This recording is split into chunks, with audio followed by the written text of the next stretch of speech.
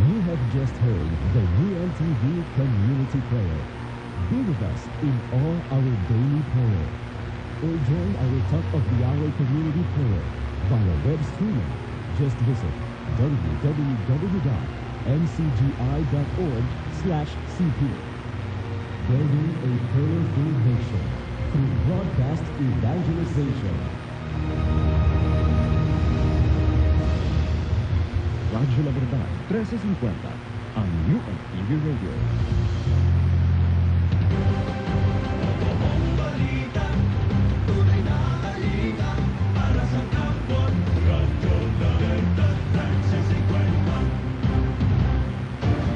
UNTV Radio, Radyo La Verdad, 1350, totoong balita, tunay na kalinga para sa kapwa.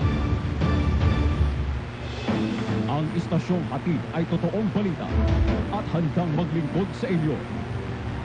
Ito ang Radyo La Verdad, 1350, totoong balita, tunay na kalinga para sa kapwa.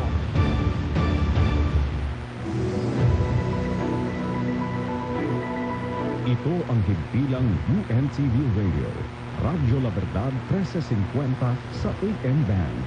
Ang Radyo La Verdad ay isang commercial broadcast station na sumasahimpapawid sa lakas na 10 kilowatts na may permit bilang BSD-0128-2022 REN, license number 1261 at may visa hanggang December 31, 2024.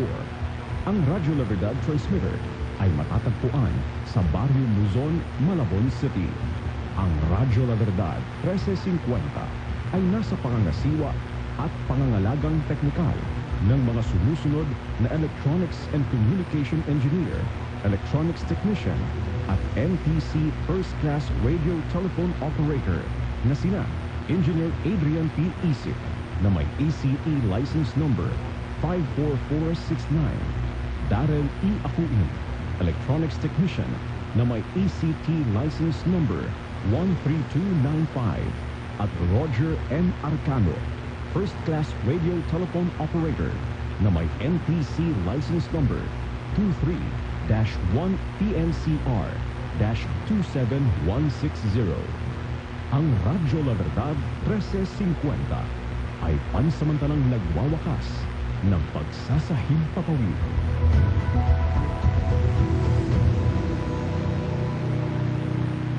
Mga kababayan, ang pambansang awit ng Pilipinas. Bayang magiliw, pelas ng sinangalan, alab ng puso, sa dibdib mo'y buhay.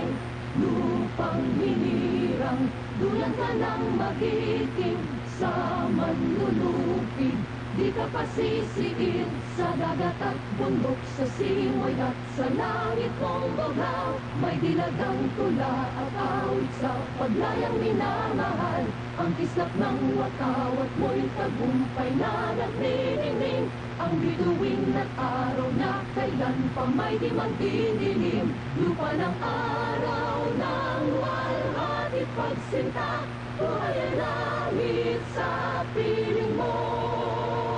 Aming ligaya na pag may mga api ang mamata.